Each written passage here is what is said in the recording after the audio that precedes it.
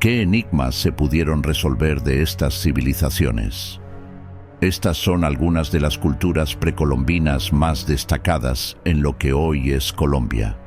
Aunque no todas dejaron una gran cantidad de vestigios arqueológicos como las civilizaciones de otras regiones, su influencia cultural y su organización social fueron fundamentales para el desarrollo de su historia. La cultura San Agustín es técnicamente desconocida. La verdad, el pueblo agustiniano desapareció antes de la llegada de los conquistadores.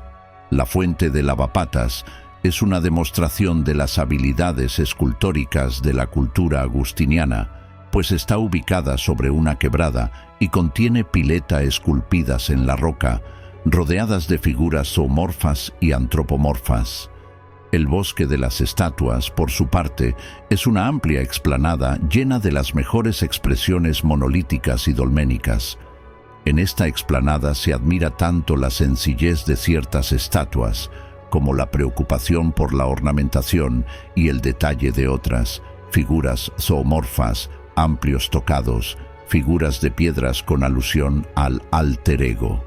Por otra parte, la cultura de tierra adentro también tuvo contribuciones a la estatuaria y la alfarería, pero esta entró más profundo en lo relacionado con el asunto de la vida y la muerte.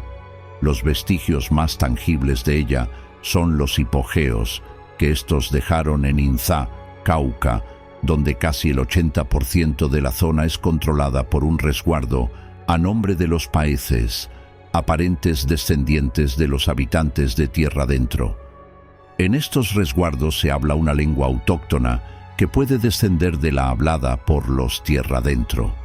Los tierra adentro construían varias clases de tumbas, entre las cuales algunas avanzan hasta 8 metros bajo tierra con amplios salones ovalados o circulares en torno a una columna central.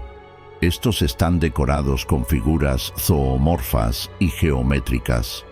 Los taironas habitaron la zona más septentrional de Colombia, exactamente en la Sierra Nevada de Santa Marta, donde los pueblos estaban comunicados por una red de caminos de piedra y sus viviendas eran de forma circular, sin ventanas y techadas de palma de montaña.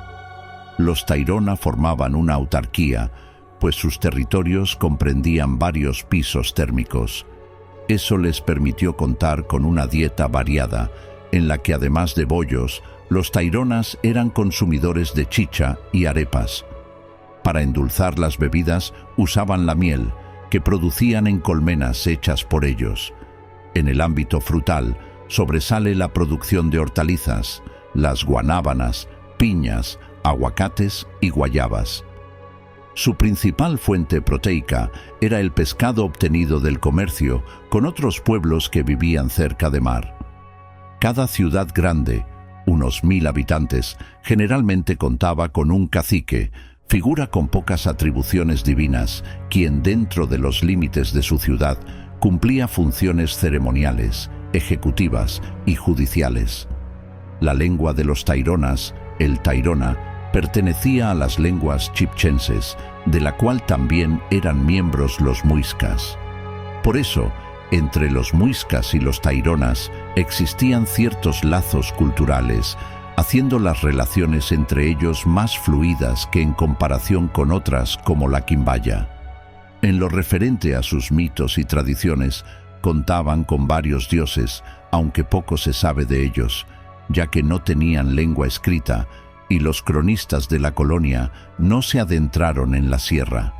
Sin embargo, los Kogi y las otras tribus aún conocen los mitos cosmogónicos de su cultura.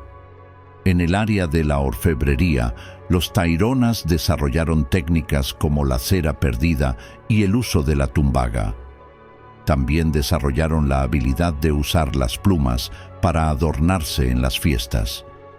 Los muiscas fueron una cultura con una estructura político-administrativa que desarrolló una organización de cacicazgos, conocida como Confederación Muisca, con un sistema uniforme de caminos, lengua, impuestos, religión y leyes.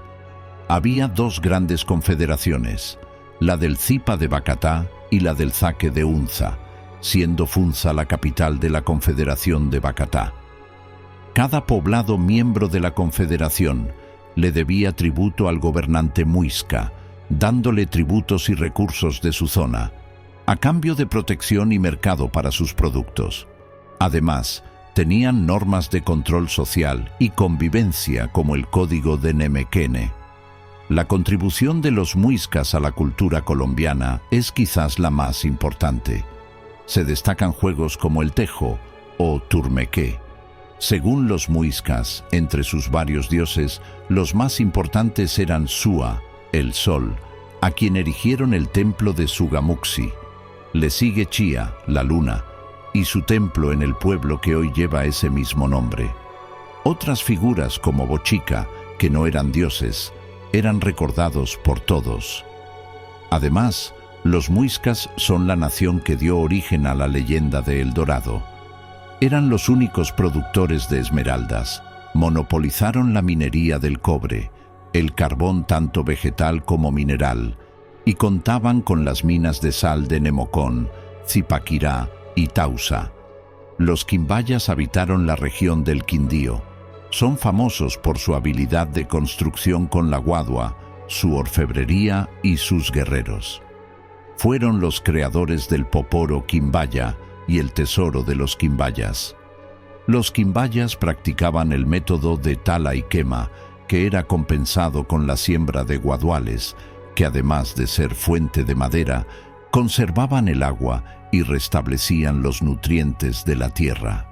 También implementaron la rotación de cultivos y eran expertos en hacer terrazas en las zonas más pendientes. De esa forma, evitaban la erosión. Los cultivos más comunes eran los de maíz, arracacha, frijol, fique y yuca. Por otra parte, practicaban la recolección de frutas y bayas, especialmente las de guamas, pitayas, guayabas, aguacates y caimitos.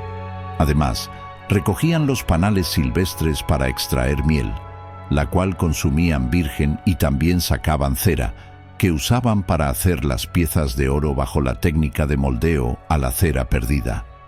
Los quimbayas eran cazadores de dantas, zarigüeyas, osos hormigueros y las preciadas guartinajas y venados.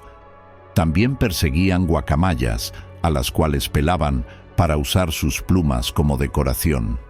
Los cenúes, situados en los actuales departamentos de Sucre y Córdoba, fue un pueblo que estableció un gobierno centralizado, liderado por los tres grandes caciques, el cacique de Pancenú, el de Cenufana y la cacique de Fincenú. Los cenúes fueron una cultura altamente organizada y agrícola. Habían desarrollado un sistema de irrigación complejo para el cultivo de maíz y otros productos. Vivían en viviendas circulares y su organización social estaba basada en grandes tribus o confederaciones. Tenían una lengua propia que pertenece a la familia Chibchan y destacaron por su habilidad en la creación de canastos y cerámica. La cultura capulí fue una civilización prehispánica que, aunque menos conocida, en comparación con otras culturas andinas como los incas o los muiscas, tuvo un importante papel en el sur de Colombia, especialmente en la región de Nariño. Su legado se evidencia en los restos arqueológicos encontrados, que dan testimonio de su habilidad en la agricultura, la cerámica y su organización social, además de su interacción con otras culturas cercanas.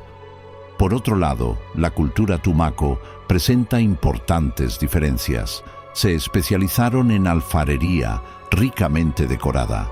La cultura tumaco fue definida inicialmente con base en hallazgos de algunos conjuntos cerámicos sacados de su contexto y sin una evidente asociación. Representan un conjunto de diversas culturas en un período de 2500 años.